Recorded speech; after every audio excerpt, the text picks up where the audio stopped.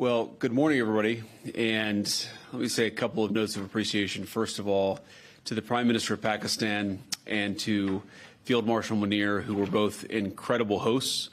And whatever shortcomings in the negotiation, it wasn't because of the Pakistanis, who did an amazing job and really tried to help us and the Iranians bridge the gap and get to a deal.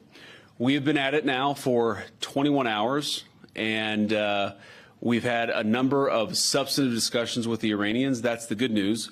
The bad news is that we have not reached an agreement, and I think that's bad news for Iran much more than it's bad news for the United States of America. So we go back to the United States having not come to an agreement.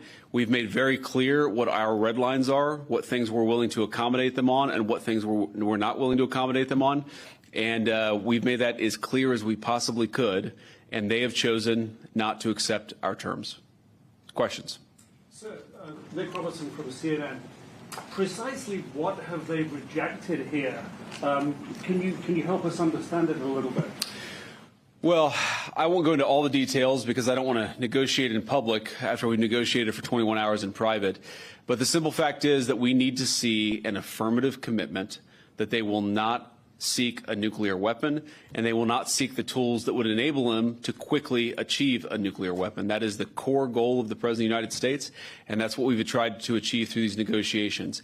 Again, their nuclear program, such as it is, the enrichment facilities that they had before, they've been destroyed.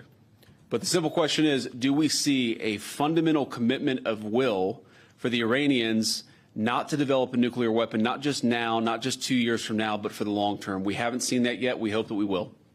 Jen. Was there a framework on anything? And also, did the Iranian frozen assets come up, and did you reach any conclusions on those frozen assets? We talked about all those issues, Jen, and we talked about a number of issues beyond that. And so certainly those things came up. But again, we just could not get to a situation where the Iranians were willing to accept our terms. I think that we were quite flexible. We were quite accommodating. The president told us, you need to come here in good faith and make your best effort to get a deal. We did that. And unfortunately, we weren't able to make any headway. Preston.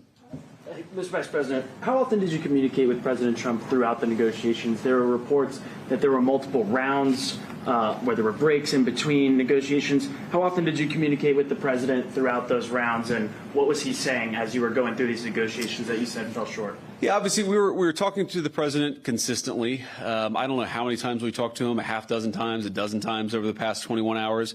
We obviously also talked to Admiral Cooper, to Pete, to Marco, to the entire national security team. We talked to Scott Bessent a number of times. So look, we were constantly in communication with the team because we were negotiating in good faith.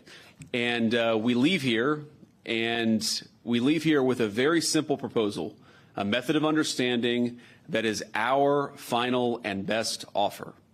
We'll see if the Iranians accept it. Thank you. Did you go back to Prime Minister Netanyahu at all today? What about the Strait of Hormuz? Did they give you any indication of the Supreme Leader's health?